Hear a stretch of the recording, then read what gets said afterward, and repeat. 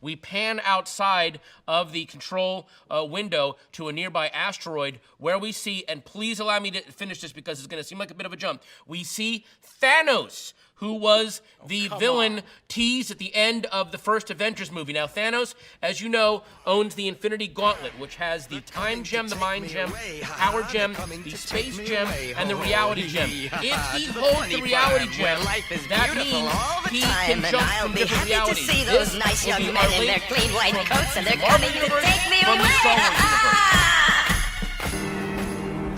Universe. Stay a while and listen. Welcome to episode 1 of the FUNADDICTS Podcast, a nerdalicious bi-weekly geek out, with your hosts Sean, Jared, and Gareth. Are these guys young at heart, or is this a midlife crisis disguised as fandom? You be the judge. Hey there everybody, welcome to the first episode of the official FUNADDICTS Podcast. I'm Sean Smithson. I'm Jared Bonnell. I'm Gareth Jones. And we're kind of all spread out. Me and Jared are sitting here in Salt Lake City together. And Gareth, where are you phoning in from? I'm sitting in Nottingham in the UK. Nottingham in the UK. Are you drinking yet? I'm drinking energy drink. I have no alcohol tonight. You're a poor Irishman, then. As I said earlier, I feel like a part of my being is missing this evening. Anyway, yeah, we're going to talk about all kinds of stuff. If you've read the site already, you know that we hinge heavily on stuff like movies.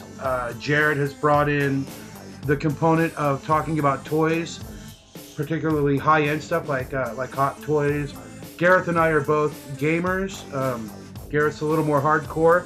I'm reintroducing myself to console gaming, so we're going to get into some of that. And as you heard in our intro music, let me give a quick shout out to the project Videogram. That is the project of producer and musician Magnus Sellgren from over in Sweden, and he's just released a new EP called Camp Blood. You can get it at videogram.bandcamp.com for a mere $7, or all 8 of his faux track releases for under $24. I ponied up and got them all. I listen to them constantly, and Magnus has been kind enough to donate some of his music to this show, and later in the episode we will listen to an entire track. So anyway, let's begin with some of the stuff we've had on the site. Of course, the big 2 new trailers that have dropped recently have been Civil War, the Captain America movie from the Marvel Cinematic Universe, and the Batman vs. Superman Dawn of Justice trailer. So I guess I'll ask you first, Gareth. You've seen them both, yes, and do you have a favorite and why? I have not seen them both. I've seen the Civil War trailer without any sound. So I guess I've seen the visuals in that. And that one to me just kind of looks like another Avengers movie. I'm kind of tired of them already. But again, yeah, I can't pass judgment without actually hearing the dialogue. But the Batman v Superman one actually got my attention because all the previous teasers that I've seen it looked like it was going to be a train wreck. It wasn't particularly convincing, but the new full trailer, yeah. I mean, Affleck seems to be carrying it off very well. I've always had faith in that casting. Yeah, well, I mean, he's always been really big into it throughout the years, and it's like this is now his time, so to speak. And yeah, it looks like he's doing it. The only thing I thought was a bit iffy was like the body of Zod becoming Doomsday. I'm just kind of like, what? In terms of canon, I don't know if that matches any of the comics. I don't think it does, but seems a bit odd. Just maybe a lazy way to tie it in with the previous Superman movie. Yeah. Which I wasn't a fan of at all. But no, it looks good. I think that one between the two will probably be the winner for me when they hit cinemas. What, Batman versus Superman? Batman v Superman, yeah. Yeah. What about you, Jared? I thought the Batman vs. Superman, the newest trailer that was on Jimmy Kimmel, was a very poorly constructed trailer. I think it gave away too much. It didn't really hold my interest. A lot of it was reused footage, stuff I've already seen before. And the problem is they're calling it Batman versus Superman. And we're all comic book guys. We know how these things go. I mean, was it George Perez? Who was it that did JLA versus Avengers? I think it was Perez. Okay, Actually. so that one was predictable as well. You know, they are introduced to each other and they don't know who's who or what's what, so they end up fighting. Then they realize they're on the same team, and then they end up fighting the bad guy. You know, it's not like it was going to be a secret that that's the plot of Batman versus Superman. Yeah, because what else are they going to do? Yeah, but if you're going to call it Batman versus Superman, I think the trailer should have just focused on Batman fighting Superman. Don't put Wonder Woman in it. Don't put Doomsday or whatever that guy is in it. Just give us a really cool trailer of the two of them duking it out, and then end it on that, and let the rest be a surprise. Yeah. They've given away the whole movie. Star Wars has taken the opposite of this. They have done an excellent job so far of not giving away a dang thing. I was just going to say that. They have done. They have these super cuts on YouTube. These guys that cut all the footage that has been released so far for Star Wars into one gigantic cut. There's over 5 minutes of solid footage, or 5 solid minutes of footage, and we really still know next to nothing about the movie. It's just making us ask more questions, right, but in a good way too. Yeah. I don't feel like they're dangling a carrot in front of us that we're never going to get to take a bite of at the same time. It's amplifying excitement. Yeah, and I think Zack Snyder or whoever cut that trailer together, could be the studio guys, I don't know. But whoever cut that trailer together was so excited, it's probably the studio heads, hey, we have to show Batman, Superman, and Wonder Woman. We have to show them all in the trailer, you know, so people know they're all in the movie and that this is the direction we're headed. I think they've done a real disservice with that. I think that stuff should have been maybe alluded to, you know, but not so direct. I mean, was it cool to see the three of them standing there, you know, after Doomsday's hit Wonder Woman's shield with the, you know, the energy blast or whatever that is? Yeah, that was cool. But at the same time, I just kind of groaned a little bit. Like, come on, guys. You know, if you're going to call the movie Batman versus Superman, you know, at least keep the trailer that, so the people, you know, leave something as a surprise. What about Civil War? As I said, I haven't actually seen it in its entirety. What do you guys think of that? I've only watched the trailer once because I'm slingshotting back to not wanting to see trailer after trailer after trailer after trailer. Star Wars is probably the only film I'm breaking that with. That said, I've only watched it once. I'll agree that it looks like more of the same, but it looks like a continuation of a good more of the same, because I really, really like the Captain America movies. I think they do have their own tonality. It's easy to call them Bourne Identity type films, but that's actually a pretty good signpost for the modern viewer. I see stuff harkening back to 3 Days of the Condor, Point Blank. I really like the rational espionage element that's inherent in the Captain America movies. Although you're right, Gareth, it's with all the characters popping up now, cross-pollinating, it seems more like Avengers 2.5 than Captain America 3 at this point. But also, any excuse to get more Black Widow action. I think she's probably the strongest character in the universe right now, in my opinion, and the most interesting. I'm gonna disagree with you just a little bit on your comment of Age of Ultron, or no, what do you say? Avengers it's like 2.5? Avengers 2.5. I kind of see, from what I've seen in this trailer, this looks kind of like a reprieve from the kind of bloated Avengers 2. Ultron, yeah. Age of Ultron. Which I really liked, actually. Yeah, Age of Ultron was a good movie, but it was bloated. I felt it was bloated, and it didn't quite reach the level of... Didn't quite reach the emotional tone of the first Avengers movie. Which, ironically, I hated when I first tried to watch it. The first Avengers movie, I think, is a perfect example of how to handle a movie with too many characters. Yeah. Because it did have too many characters, but it was managed so dang well by Joss Whedon that nobody noticed. Yeah. Even though the trailer for Civil War has a lot of action, you'll notice a lot of the action shown is on a much smaller scale. Yeah. Which I appreciate. It's plot-driven action. Yeah, too. Yeah. because I mean the whole creating Ultron's entire plan in Age of Ultron was, I'm gonna carve out a giant chunk of the Earth, and then slam it back on the Earth as a comet and kill everybody.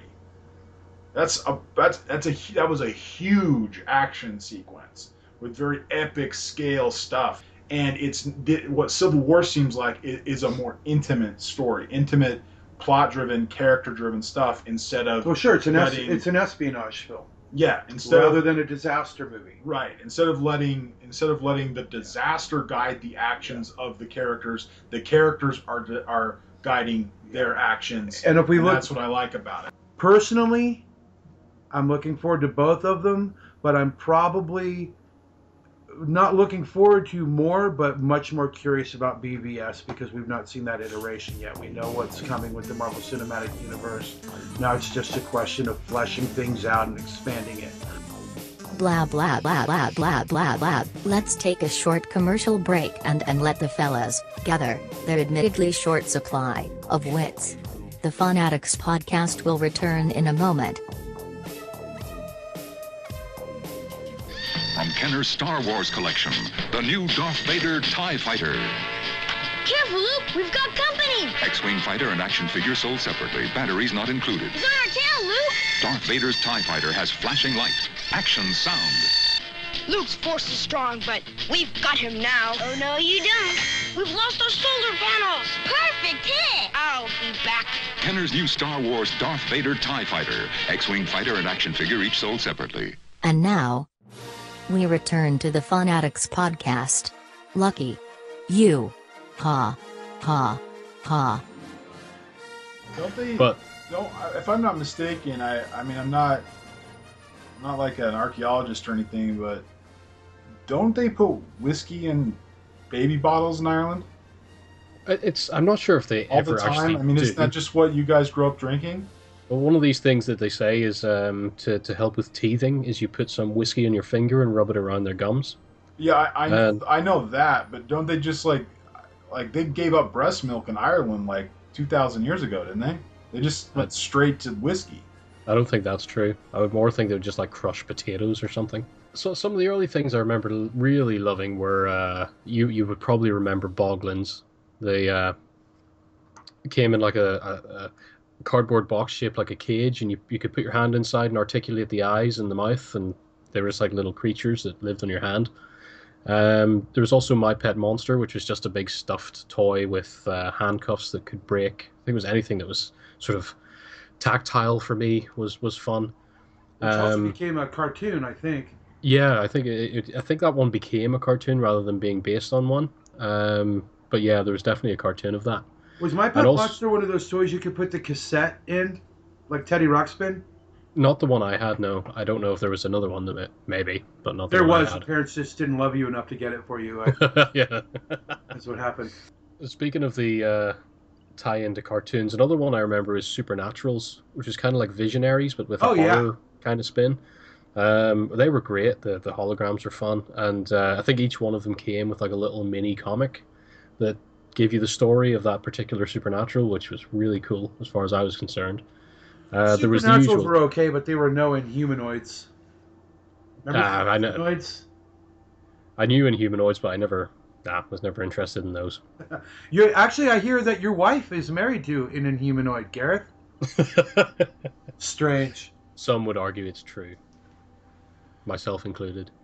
I But have yeah, I have much No. clearer memories of the toys I loved. I think I grew up There's really, also- really poor, so getting a new, much sought after toy was a big deal. And somehow my mom pulled it off more than not.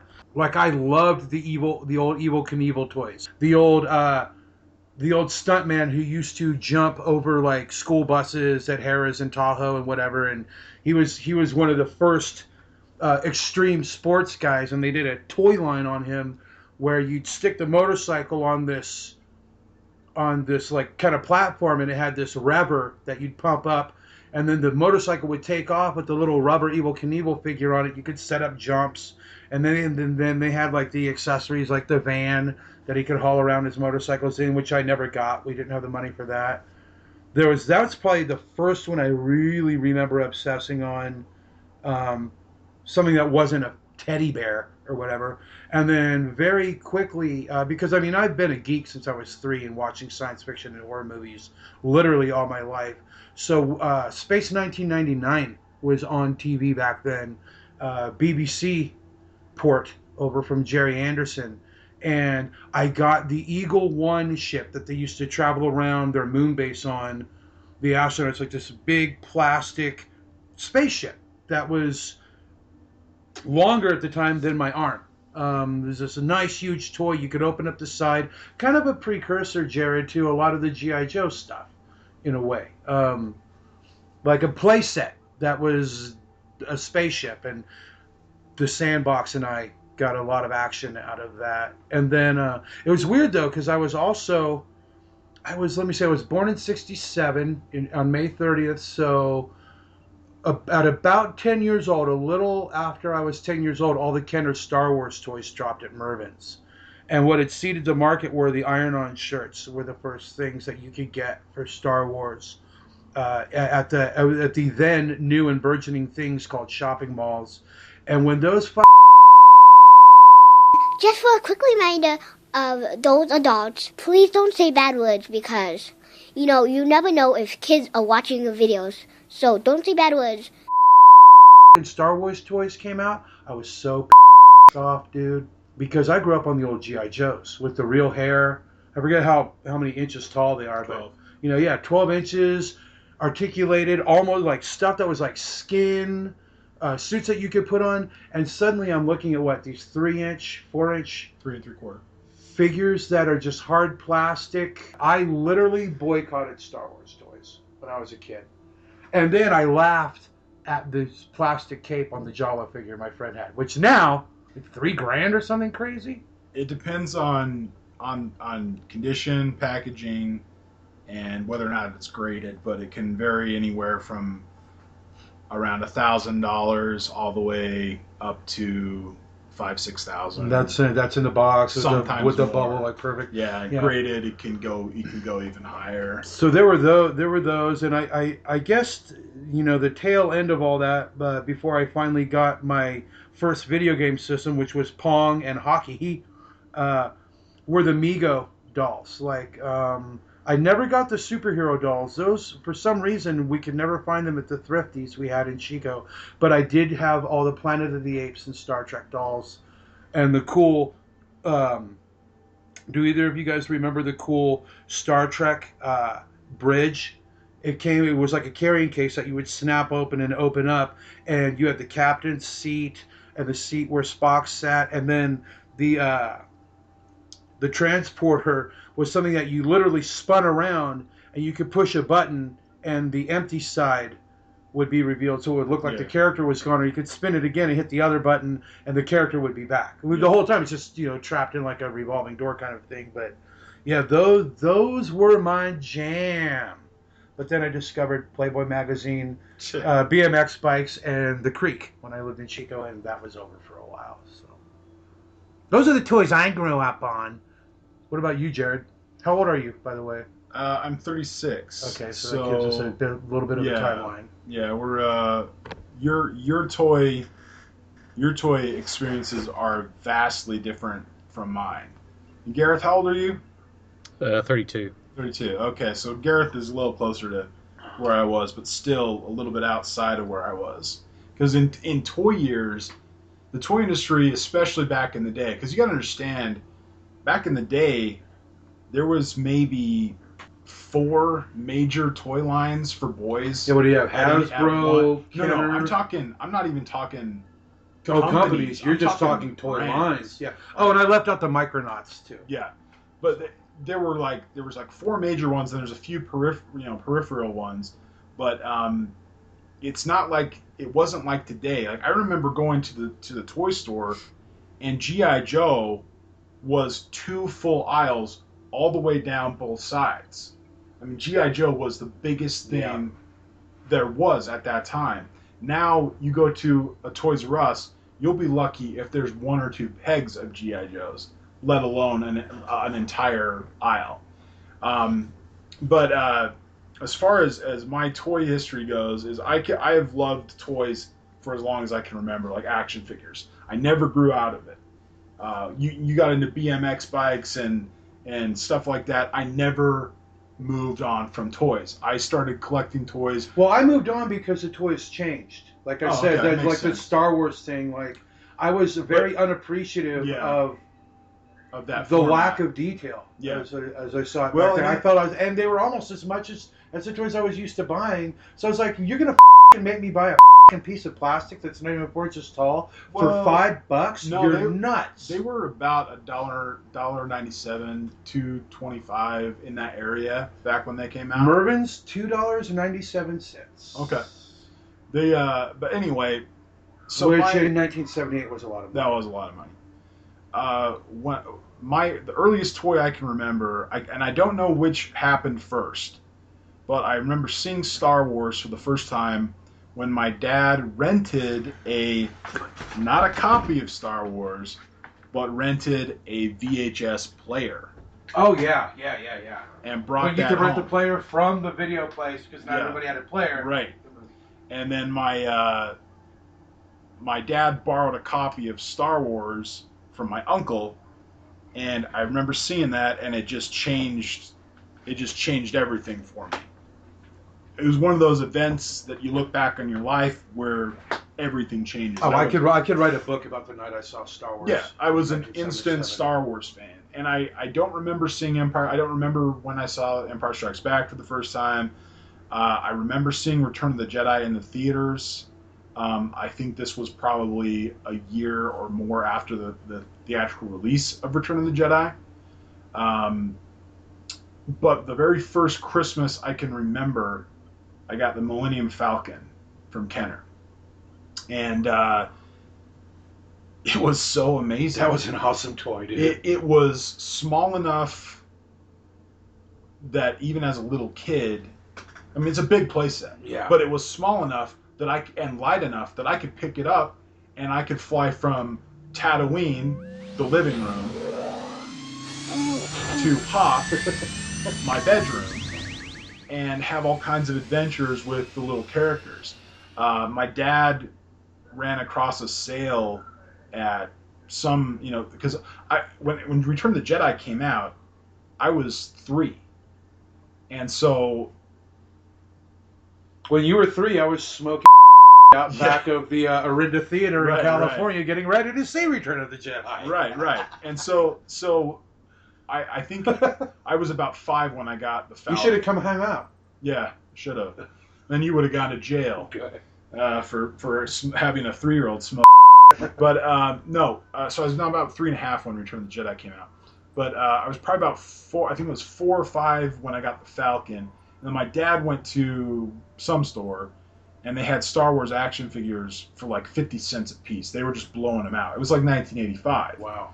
And it was, they had all this extra stock. Nobody was buying it. The movie was 2 years old. And it's Star also Wars before was done. hoarders, too. You didn't have toy collectors running out with a checkbook just going, give it all to me. Which you see now, too. Like, I've seen people, like, literally clear pegs. Like, just into the cart. Done. Yeah. And just go ring it up. Anyway, I digress. Go ahead. But so there was still some to be gotten. Yeah. So and super cheap. So some of that Return of the Jedi stuff. I mean, they were closing those out for 50 cents a figure. So my dad bought like 40 action figures for, $20, and brought them all home, and so I had plenty of characters to play with. But the Millennium Falcon was the first real experience with a toy where I just fell in love with it, and I went, I took it everywhere with me that my parents would allow me to. But I took it outside one winter. It was one of these Salt Lake winters where we had some heavy snow, and I crashed it in the snow because I was playing Hoth. And my mom called me in for lunch or something like that. Oh no! And I forgot about it. Oh no! Snowed that night, and I could not find the Millennium Falcon. And I searched all over that yard, and I couldn't find it. I couldn't remember where I'd left it. Come springtime, I found it. It was a little worse for the wear, but I still had that thing. I had that thing till I was probably 15, and then I stupidly threw it out because I thought, well, it's just it's all junked. I'll never it's Right. it didn't have. What any happens pieces. to a plastic Millennium Falcon after a season under the snow? Actually, it was all right, except for the cardboard and the stickers were kind of just soft thrashed out. Electronics didn't work. But the thing is, nowadays, and I've done this with a lot of G.I. Joe stuff, you can restore that. I could restore that if I wish I had that shell, because all it was left was a shell.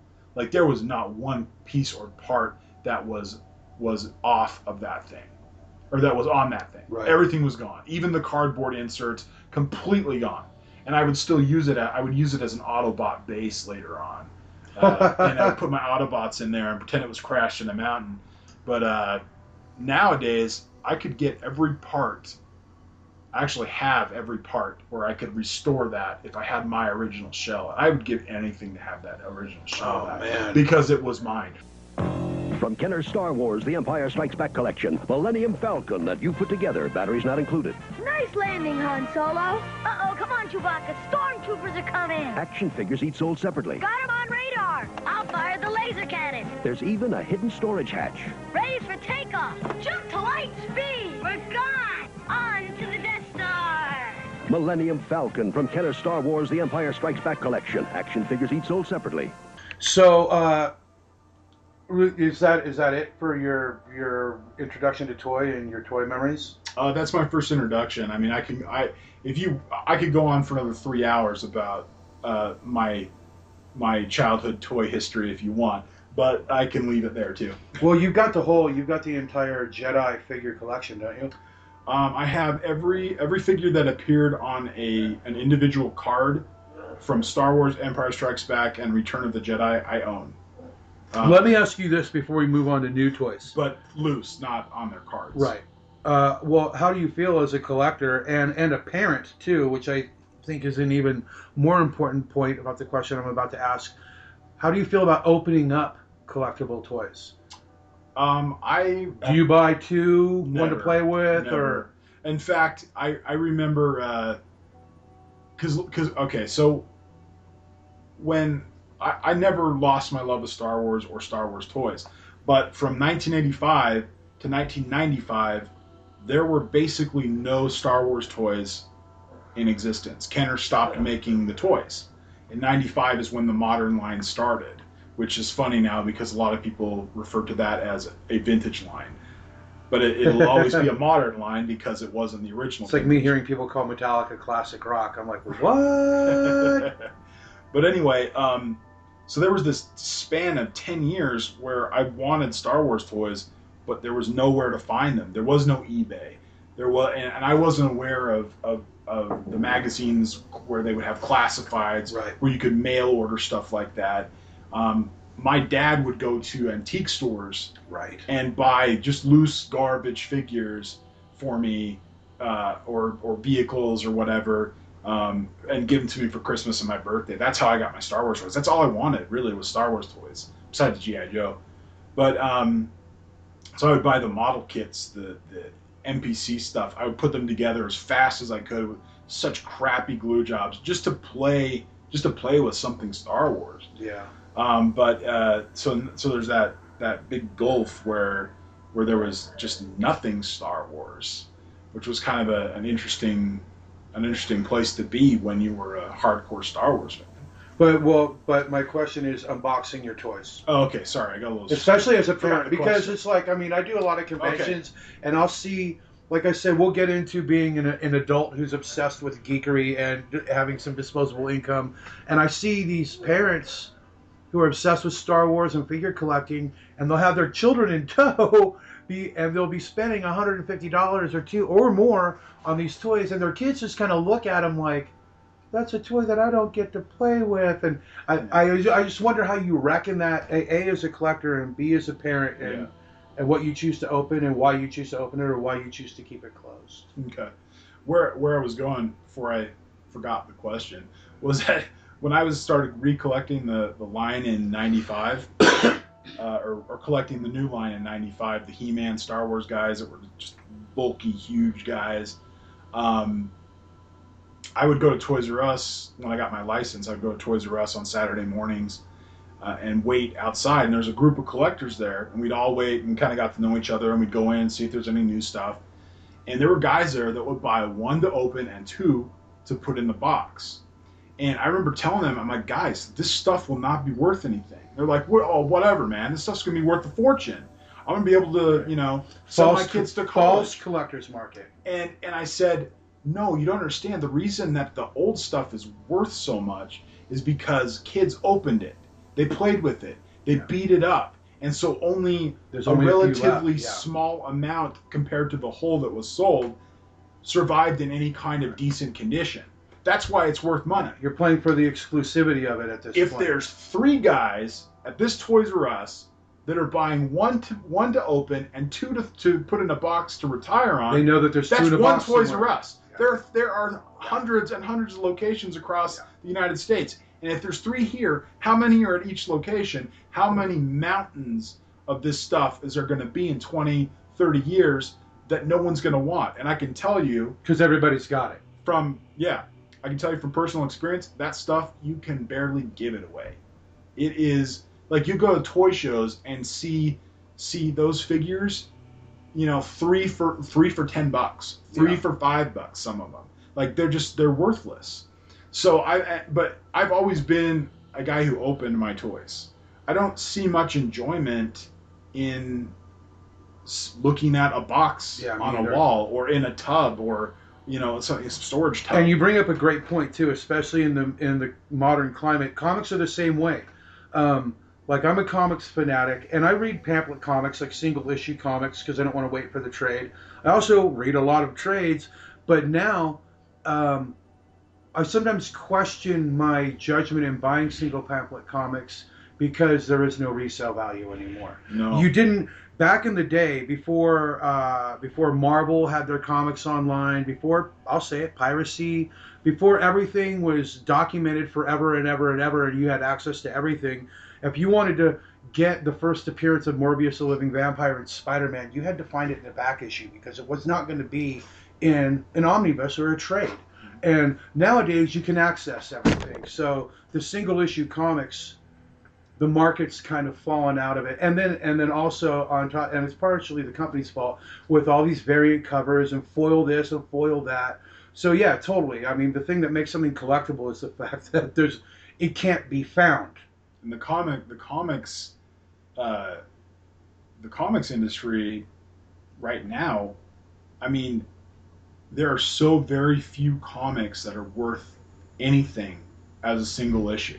Oh, I mean, especially anything published in the last 25 years. The only line or the only title that I can think of that is worth anything right now is The Walking Dead. Yeah. I mean, Walking Dead number 1, you're looking like $700-800 for a nice one, dude, or more. I bought 3 issues of that, and I don't buy multiple issues. I haven't since the 80s. I bought 3 issues of issue 1 from Comics to Comics in Berkeley, first printing. Wow. They had 5 on the rack. That's how much everybody believed in this book. Being a horror fanatic and being able to read trends pretty well, I've always been pretty good at that. I was like, well, this is just like I always knew a zombie TV show. It's like, dude, that's a fucking no-brainer, man. It's like, A, they're cheap to do. B, the subgenre is huger than huge. So I saw the storm coming, and I left him in Berkeley. Oh man! And the house I moved from, the owner sold the house, and my stuff is gone. So I had 3, and I was gonna fly back and get them because it would have been lucrative. It would have been worth buying a fucking plane ticket. Yeah, but you're right, Walking Dead, and maybe some of the new Marvel Star Wars comics, but only this round of them. But here's the thing though is, so at Salt Lake Comic-Con this last one, September I think it was. I remember who's the big one from New York? They come every time. The comic company that sells all the books. Like New York City, Vendor, New York City. They're from New York City. Anyway, they had a huge booth, and they had just this gigantic wall. Like I swear it must have been 15 feet high of just covers from Star Wars. And all the variant covers, and it's like every issue has like 6 or 7 variant covers, and the value is in the variant covers, and they have to create that value. It's artificial. Absolutely. It's not because the original printing of that, the #1 regular cover of it, they made. I mean, I think they sold like 1 million copies of that, which is enormous for the comics industry these days. Oh yeah, 60 grand will 60,000 sold will keep a book in print. Yeah, and over 100,000 is a lot. It used to be back $1 in million the to 3 million sometimes. Yeah. 3 million. I think X-Men #1 with Jim Lee. Jim Lee's, that sold a couple of million or more issues. I could have these numbers. The best-selling comic book in history at this point. I'm trying to grab the stuff from memory, but I know it was huge. But the problem is it's just artificial. The only way comic books are worth any money is if it's a variant cover, and that's creating artificial scarcity. Yeah. I mean, or I guess artificial demand. It's not organic. And as an old guard collector, that bugs the shit out of me. Yeah. I mean, I got so sick of.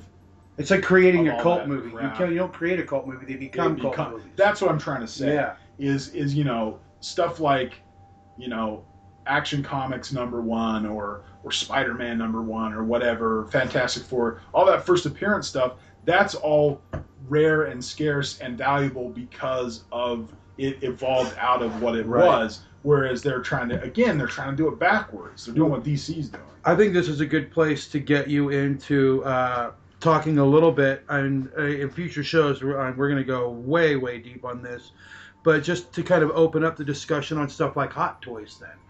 Because and toys as out of the gate collectibles, and what makes something worthy of being given, I guess, that early stature, and what makes them worth, how do I say it, I guess dropping like $250 on it. And do you think that those are also false collectibles, or where does the difference happen there when you really start getting into the high-end maquettes and the high-end action figures? Well, what I can tell you about Hot Toys is, so if you go to the toy store now and pull a Han Solo action figure off the shelf, it's made by Hasbro. It probably has 5 points of articulation. I'm talking 12-inch stuff.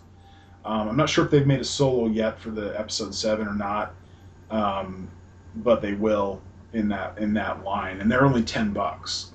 And a Hot Toys figure, if I was going to compare it, it would be like going out and purchasing a brand new Kia versus going out and purchasing a brand new Lamborghini.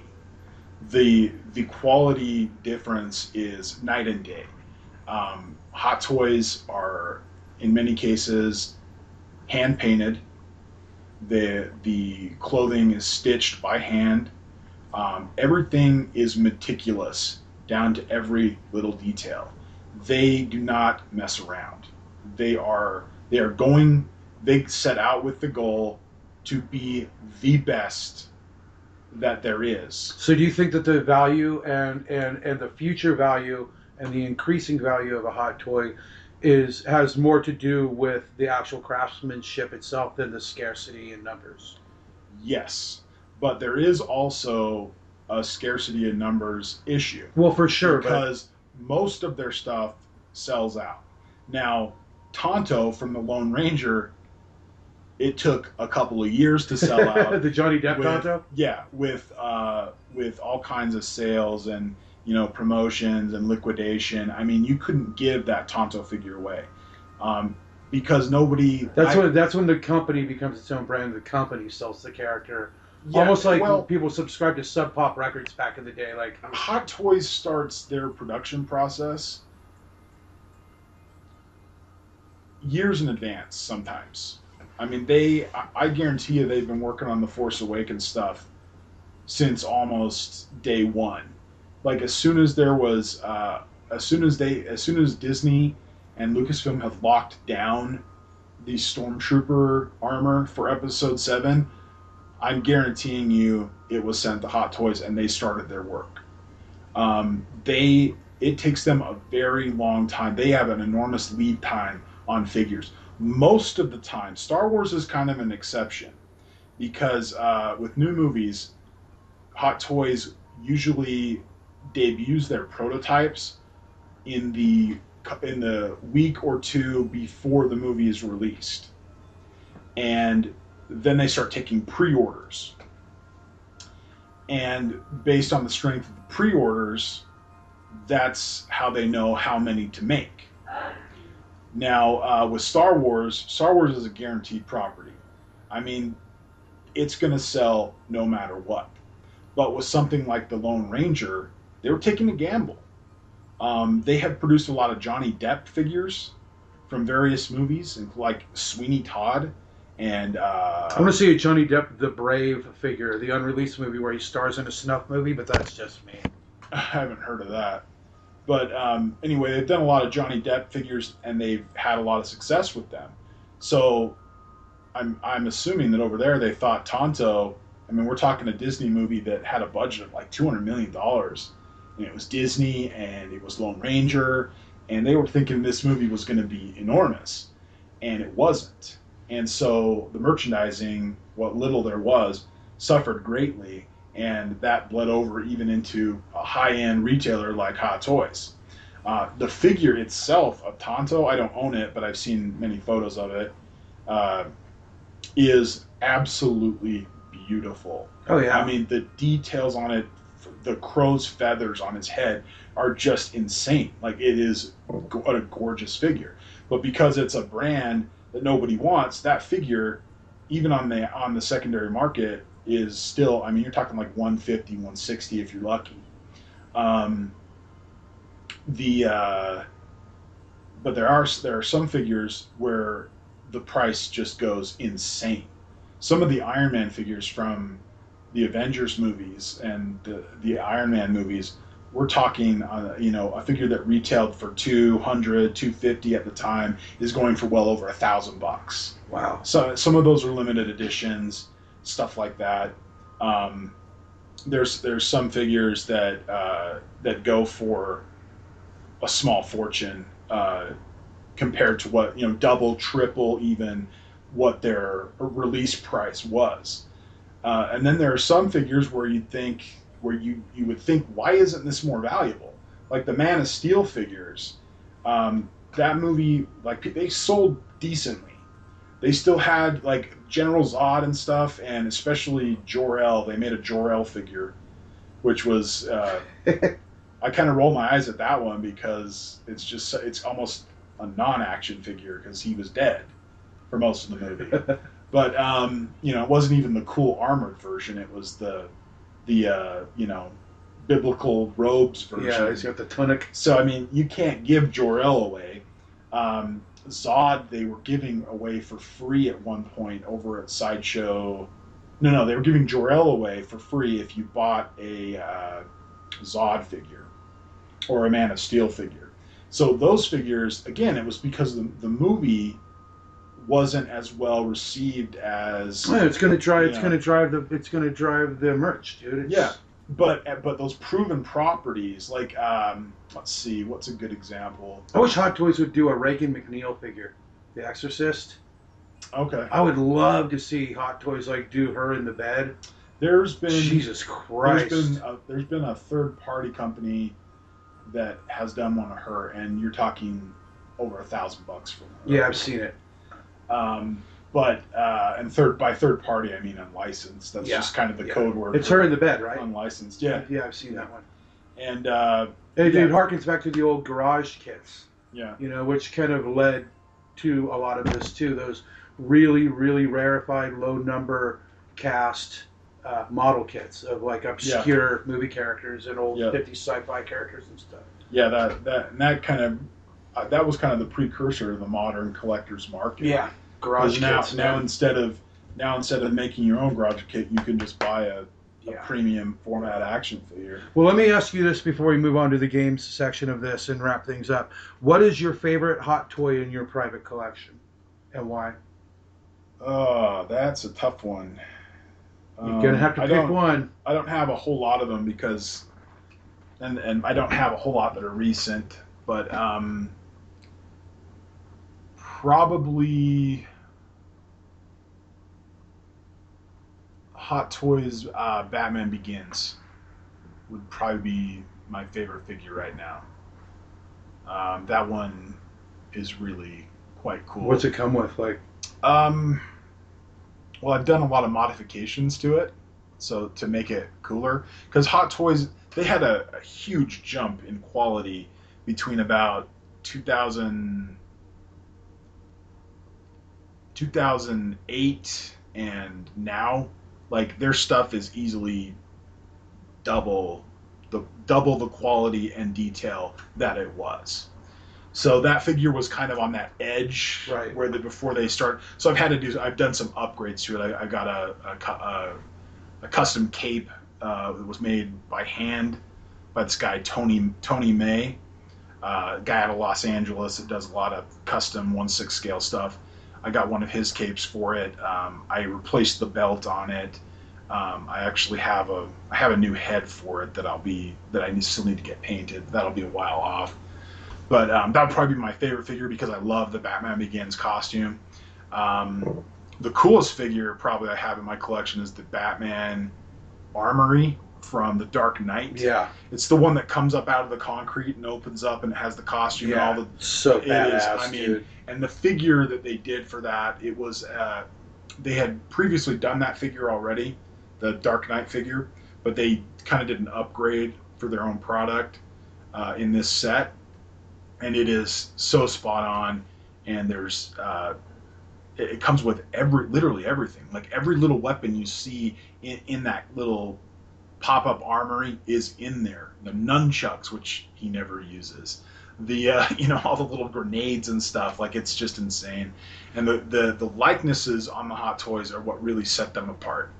The team of sculptors that they have over at Hot Toys can nail a license like no other company on the planet. And it's crazy photorealistic. Yeah, it is. It's photorealistic, and I've actually seen a couple of pictures of Hot Toys that I thought were photos. Yeah, and that actually happens.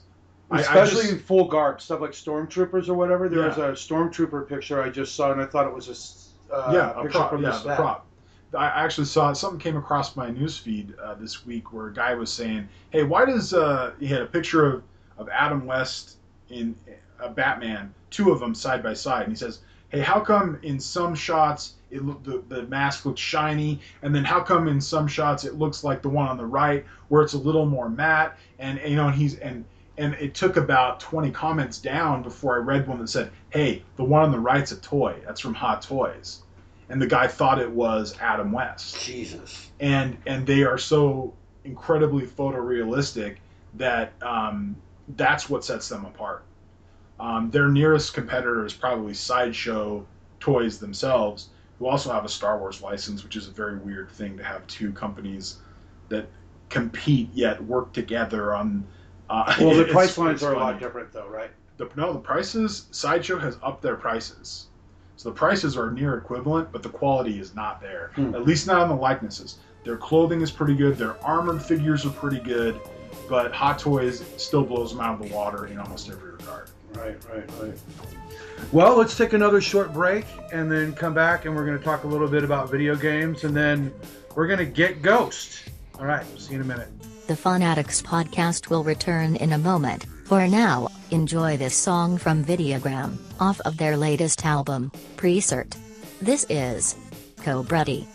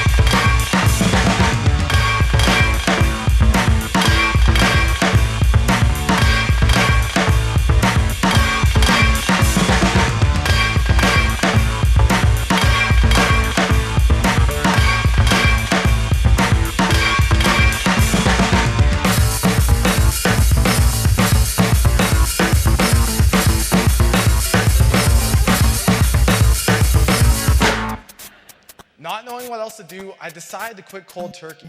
And after a few months, I learned key lessons that led to major breakthroughs in my recovery. And knowing others were struggling with this addiction, I decided to share my story. I wrote a blog post online titled How to Quit Playing Video Games Forever. And the response? Overwhelming.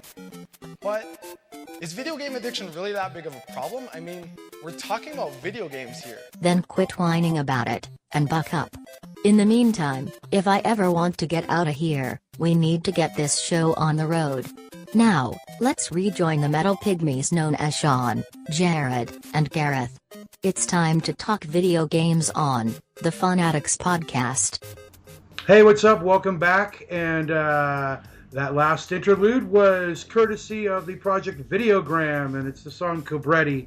Please go to videogram.bandcamp.com and buy the dude's stuff because it's amazing. Anyway, it's time to bring Gareth in and talk about some video games. So we're going to quickly go over some stuff we did because we thought we were recording for about 15 minutes and we weren't. So we're going to back things up again and try to cover the ground we lost very quickly. I'm sorry, Gareth. But Gareth has reintroduced me to console gaming. I of course had the Atari 2600 and the Sega Genesis. I've had a PS1 and a PS2. I skipped a PS3. I've got an Xbox, but PS4, along with Batman Arkham Knight and the then announced Battlefront, got me back into the console gaming arena. And I want to ask Gareth what he's playing right now, why he's playing it, and why you should be too. So Gareth Jones, please take it away. Indeed. Well, at the moment, I'm also playing on PS4 and mainly Bloodborne, the Old Hunters DLC. Recently released. It's basically an expanded expansion pack for the game. I'm sure you've played Bloodborne, but you haven't gotten very far. At all. Yeah, first boss, I believe. I keep trying to get far. The game itself, I'm at the point where I'm on. I mean, if you look on YouTube, there's people that would make you vomit with envy that they're so damn good at this game. But I'm on NG++, which means completed the game twice. Every time you restart it, it gets progressively harder, but your character stays as developed as you had at the end of the previous game, which in turn makes the game slightly easier when you know what to expect from bosses and the levels. Right. So at this point, I'm running through NG++. I'm just about to finish it. I'm holding off finishing it because when I do, I'm going to get the Platinum Trophy. But you also have to be a certain point through the game to play the DLC. So I thought, yeah, I'll jump into the DLC. It can't be too difficult. And From Software, the difficulty they've made this DLC, I don't know what it's like if you're playing the game for the first time, but on NG++, it's like stepping right back into that first moment that you ever played that game and the first enemy took you down in 2 shots, and then you realized what the hell you just gotten yourself into. So it's that fantastic experience all over again. The new bosses, I mean, the new enemies are brutal, the bosses are something else. I finally got to the final boss in the DLC, and he is just, it's absolutely terror-inspiring, that thing that you have to fight. So that's probably going to take me a while to get past. Well, but that's. I know in our accidentally non-recorded session we just did, you brought up the sound design. I did, yeah. It's part of what makes Bloodborne, I think, so effective at throwing you off your game. And I kind of had tuned out, not really noticed it until I started playing the DLC again and hit that first boss. But it's the sound design. It's so good at putting fear in your heart that if you think back to the first time, and you've probably seen it repeatedly, fighting the cleric beast, when you walk onto that bridge, the thing comes climbing up over the chapel and just starts screaming, jumping at you, wailing. Every single second of that fight is screams. And the game does that with pretty much every boss, minus a few, obviously. But the first boss in the DLC is the same kind of thing, and you realize that, yeah, what From Software has done there is throw in just such a chaotic situation that you can't help but, your hands are sweating. Every single moment you're fighting, you're staving off panic. And the moment you do panic, you're dead. You always have to focus on what you're doing. And it's part of what makes it so effective. And you really appreciate it on another level when you see what they've done there. Because I think if it was silent, maybe if you turned the sound off, I've not tried that, you might be able to concentrate a bit better. The shit we do in the name of having fun. Well, it's also, I think it also ties into that release, because it's one of the things with Bloodborne, you'll be fighting a boss over and over again, and every time it feels like you're being personally abused. And then when you do put it down, you're jumping off the sofa, punching the air, screaming, "Yeah, got you!" And it just feels so goddamn good. And I think it's part of that it's that ongoing panic, the adrenaline, and then the release at the end when you finally overtook it. Maybe it's what adrenaline junkies get from jumping out of planes or something. The equivalent when you're sitting on your sofa, I guess. I need to break out my copy of Bloodborne and get busy, man. But well, as I said before, I'll jump on PS4 SharePlay with you and take you through the initial ropes. Oh yeah, that's right, huh? Can we do that like in different countries? Remember when we tried to play co-op and we couldn't? Yeah, that was. That's something I want to bring up actually. Now that you mentioned that, because it's recent news. No, that was Mortal Kombat, when we found that NetherRealm Studios have actually region locked the game, so you can't play against friends in other countries, which is just such an idiotic move for a fighting game. I can't even believe it. That's dumb. But apparently, using SharePlay, we can get around that, because SharePlay lets you take over someone else's console. So I could invite you to take over my console as player 2. And then we can play against each other as though we were sitting in my living room, just with a bit of delay because of the internet, obviously. But Bloodborne would be fine, because I just take over your console. It's like you've given me the controller, and I can talk to you on chat and show you what to do. Right. But NetherRealm Studios, going back to Mortal Kombat, they've just announced the new Combat Pack, which is coming out. It's DLC January, February, I think, which is going to include Leatherface from Texas Chainsaw Massacre. A trailer for that's been leaked, actually, I think. Yeah, it's been released. We got Bo Raicho, one of the previous characters, which is cool.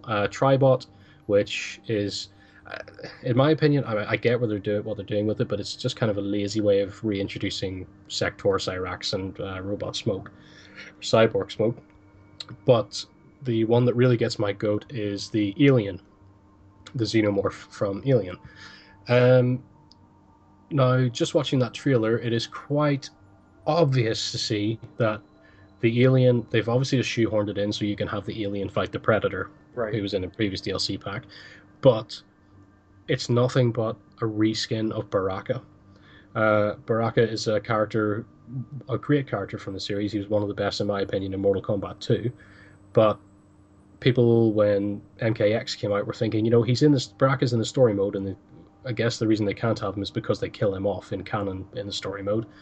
But people were like, oh my god, why can't we have him? And they found on PC that he was perfectly playable. You could change some files around and play as Baraka with an active moveset, including special moves.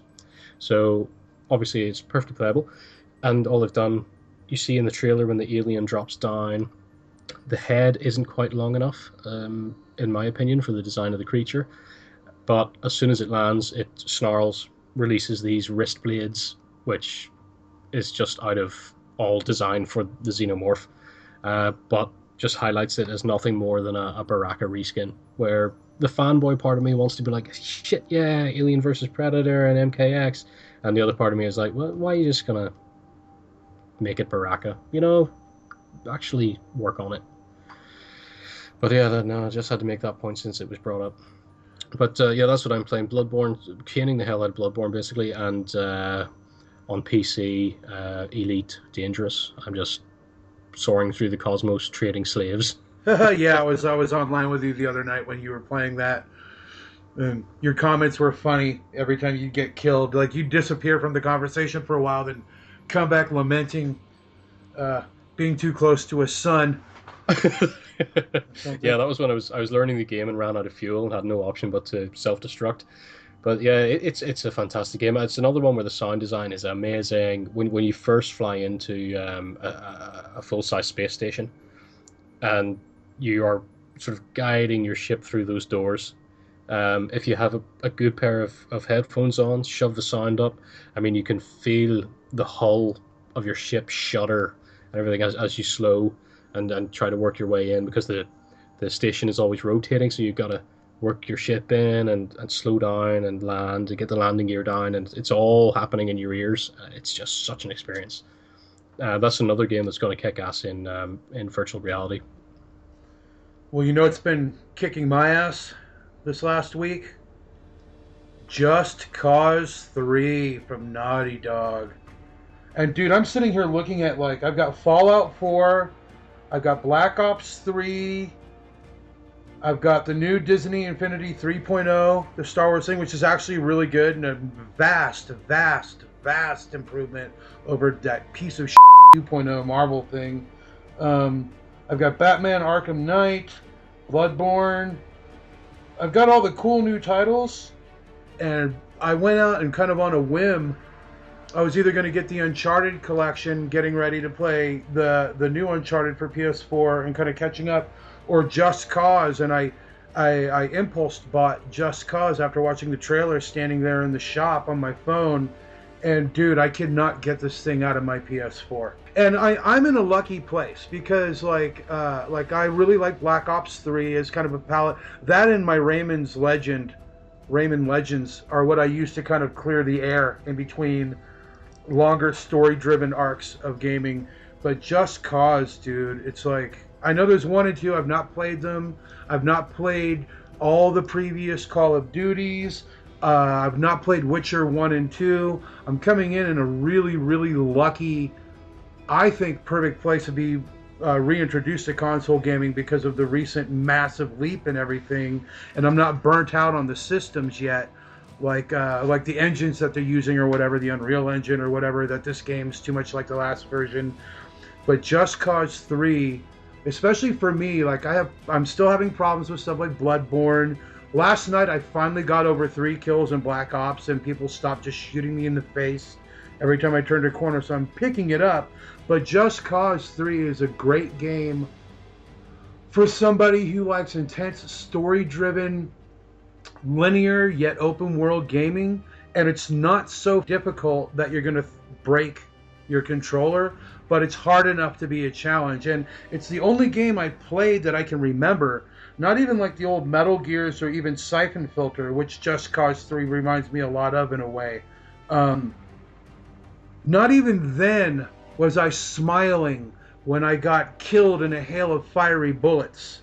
But in Just Cause 3, it looks so cool that even when I'm dead, I smile and just hit X, retry again. Yeah. I've not for one moment become frustrated in a negative way at the game.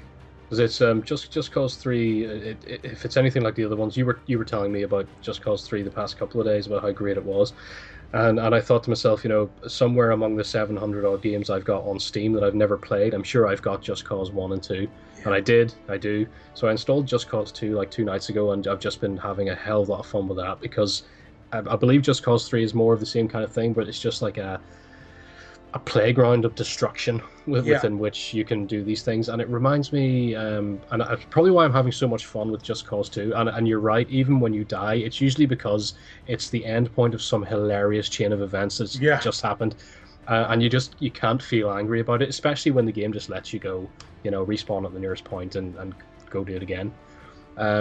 But where the love of that kind of game started with me was the original Mercenaries back on the first Xbox. Oh god. Mercenaries 2 on Xbox 360 was like a cut rate version of that. It sucked so bad. But the original Mercenaries was that kind of thing. You had stories, missions you could do, but otherwise you're just going around causing as much chaos as you can. And I think in Just Cause they actually call it chaos. It caused chaos on the island. But it was the kind of thing you could do was, just finding this game on the original Xbox, which had such a huge open world, at the time huge, and you could literally take C4, attach it to a Jeep, drive that Jeep into a building or a checkpoint or something, jump out and detonate the C4 as the Jeep rolled in, and cause just this huge amount of destruction in doing so. It's absolutely delightful. This is the only thing, delighting in destruction, is what those games are about. So after finding that Just Cause 2, I didn't go right back to the first one because I thought, I'll be a bit of a graphics snob in that regard. So I jumped in with 2.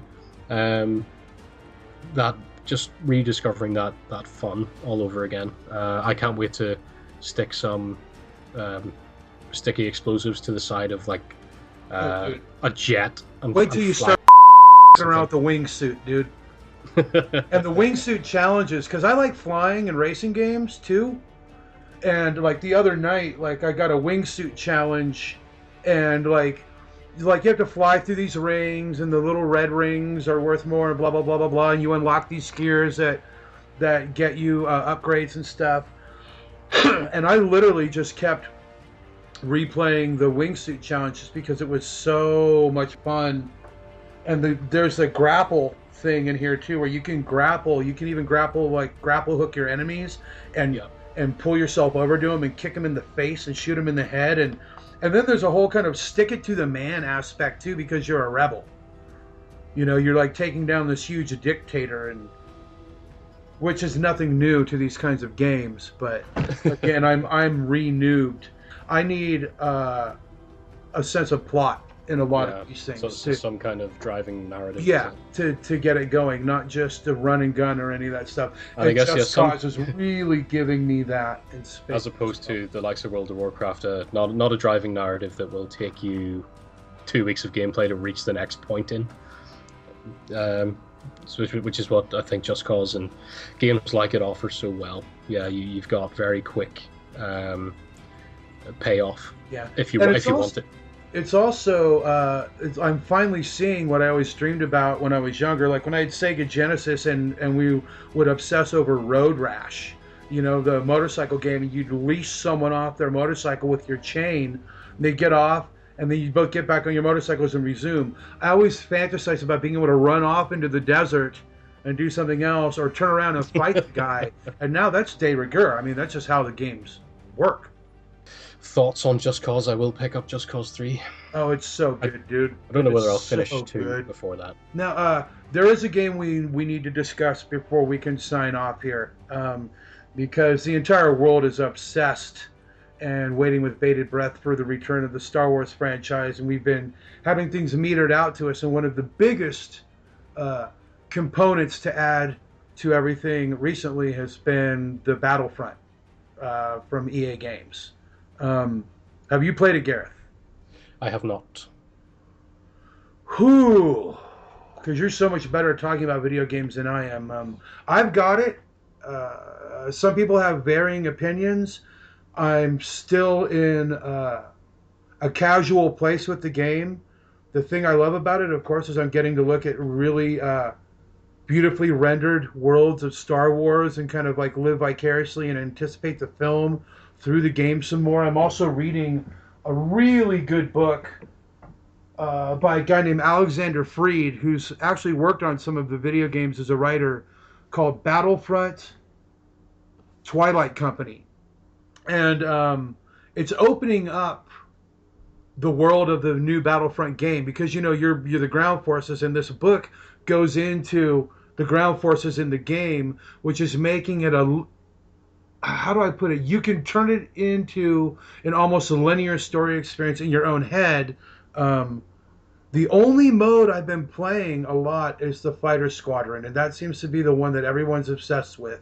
You're either in a TIE fighter or you're in an A-wing or an X-wing, flying around, you know, aerial battles.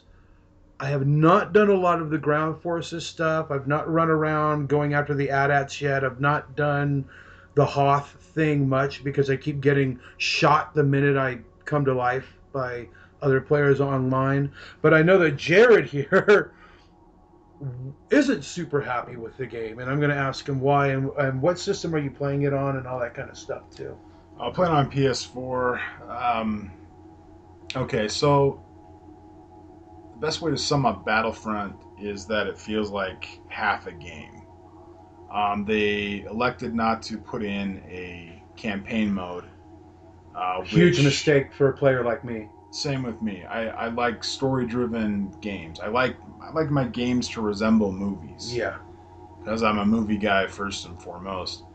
And there's no campaign mode at all. There's extraordinarily sparse story elements. Like you'll start a mission type, and you'll have a 20-second clip of, you know, they'll say, "Well, we got the plans, we got to get out of here," and then they'll run into some stormtroopers, somebody will get shot, and then the action starts and you just start playing. Well, that's all well and good, but it's so repetitive, and the maps are so small. It's not like it's not an open world type of game. Yeah. You can't, you know, you'll see off in the distance this huge area and you think, oh man, I'll head over there. No. You'll get a border and it'll say, return to combat, or you'll die. And so you got to turn around, and the maps they're gorgeous. The graphics on this, as far as the environments, are incredible. The cloth, like the capes and stuff, like Darth Vader's cape looks like crap. Like it looks like they spent about $15 on developing Darth Vader's cape. But the environments are basically photorealistic. They do a good job of giving an epic sense of scale through the visuals, but that's not followed up by the content. Yeah, it's not followed up by an epic sense of storytelling. Right. This is what you say is pretty much exactly why I didn't buy it. I had the option when it was released. I was going to get another game, and it was either Battlefront or Black Ops 3. And I mean, let it be known, I have not been a fan of Call of Duty since World at War. And it's just become the same product pumped out game after game. But I started to think with 3, you know, they seem to be doing something interesting with the zombies, and I was like, okay, maybe I'll look at that. But also Battlefront, and I was like, holy, you know, Battlefront, the pre-Battlefront 2 was really good, and I was like, yeah, I'll think about this. I ended up buying Black Ops 3, and I don't really regret that too much, because it's fun. But what I heard about Battlefront was, just as you say, when you first drop into that game, the graphics, the sound, everything, the presentation, it's like the ultimate Star Wars experience. for 3 hours, and then you're just bored stupid of it. Yeah, it's. I mean, look, if you're, I'm not. How shall I put this? The best way to play this game is being in a private party with your buddies. Yes. And doing stuff. If you try to play on your own, you will be bored to tears within 10 minutes. Well, okay, here's where I'll interject. First, again, I'll point to the book Star Wars Battlefront Twilight Company by Alexander Freed. It really opens the game up, and I'm not being an apologist. I'm not trying to be the director who explains the missing scene. But it is actually, and there's something kind of incredible about how it works together, because it's also, I don't like tie-in novels very much. I find them usually pretty cheesy. This is written really, really well, and I think it's a harbinger and an indicator at how multiple forms of media can support one product in a really cool ancillary way with each other. But as far as Battlefront the game, I'll put it, it's going to end up in the same stack as Rayman Legends and like racing games. And even Black Ops 3, as beautiful as it is, those kinds of games are stuff that for me are palate cleansers that I play for half an hour at a time in between 3 to 6 hour bouts of something like Just Cause 3 or probably potentially Witcher 3 when I get into it. So in that aspect, and I'll even put Fallout 4 in there too, because it's so open and there's so much to do that it's almost easy to... The games to me seem to be more palatable when played for shorter periods of time. Here's on Battlefront I'm not a DLC kind of guy. Like, I've never really done that on really any game. I don't think I've ever... I think maybe Arkham City I paid for a costume pack or something, like $4. But this is the first game I've ever seen that I've ever owned that had a $50 or $60 DLC pack coming. Like, the season pass is like $50 or $60, and all I can think of to myself is, unless it's a campaign, there's no way I'm buying this DLC pack, because you're still kind of swimming around in a meandering. What? Four new maps to do the same boring thing on? That's not even close to worth it to me. Have you read about the new maps and all that stuff, though? No, and I'm hearing really good stuff about that. Great, but it's still just a map. Yeah. I mean,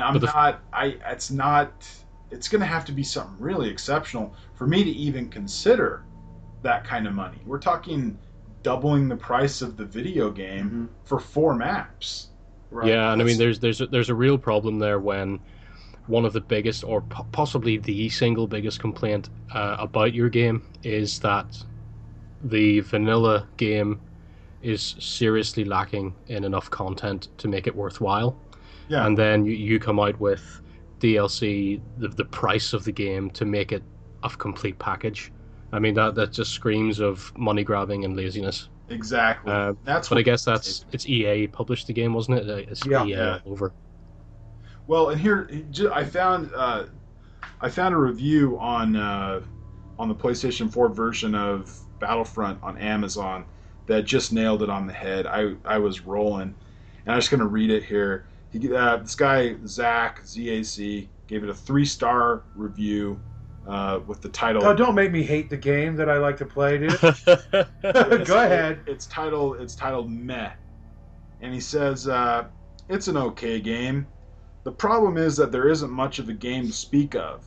It's only partially complete, and it's like they're withholding the rest of it as a cash grab. I have so much more to say about this game, though. And then he addresses EA. EA, to purchase part 2 of my review, please pay me $15 a month from now, and to purchase part 3, please pay an additional $15 2 months from now. Or you can pay $25 right now as my special offer to you. You get the season pass for my review. Yeah, so he's offering EA a season pass for his review. And that really just, I thought, was a great piece of satire, because it really speaks to the heart of the issue.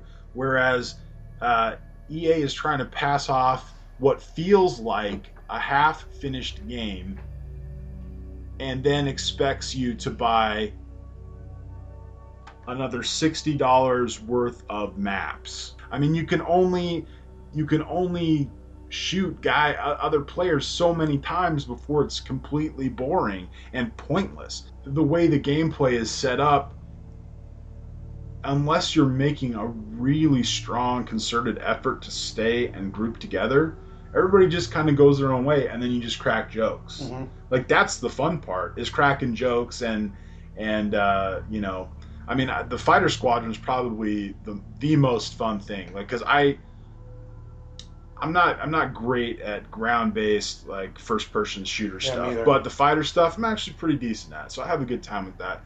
But yeah, overall, I'd have to give the game maybe a 6. The survival mode, that is nice because you can play a split screen on the same system, but that gets really boring pretty fast. I mean, once you've gone one round, or you know, one game of 15 rounds on the survival, and you beat it, like, it's the same thing over and over and over and over again. And you know, coming off a game like The Last of Us, where it is compelling and engaging from the second you start to the second you finish. Well, that's one of the games that's completely changing. Yeah, and that's, I mean, everything. I'd put The Last of Us in the top. I just played the remastered version. I'd put that remastered version in the top 5 games I've ever played. Like, that's how good that game was to me, and that is a perfect example of the kind of game that I enjoy. And that one has gorgeous graphics plus compelling story, and it makes for a great experience. Whereas Battlefront, all it has going for it really is the gorgeous graphics. And yeah, if you haven't played The Last of Us, Sean, make sure you pick it up. Well, actually, when I got the PS4, I got the Last of Us bundle, and it's sitting right there. I played the first chapter. It's worth it. It's you know, like I said, easily top 5 video games of all time for me. There's another game that's kind of like it.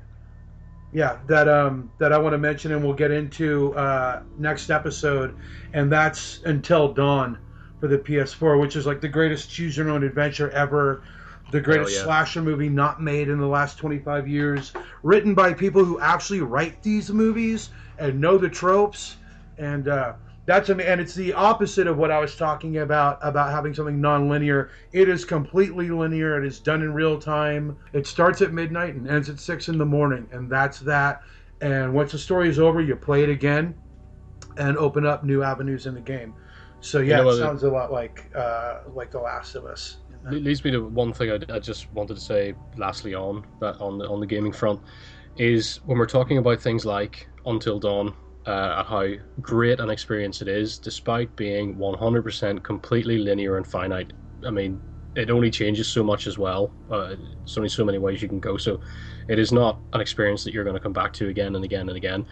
But then you look at something so grossly held back, cynically overpriced, and neutered as Battlefront, and the people that made that game will tell you that, but it's not about the story, you know, we don't need the voice acting and we don't need all this, because it's not about the story, it's about you and your friends and the emergent gameplay that provides. I don't buy that for a second.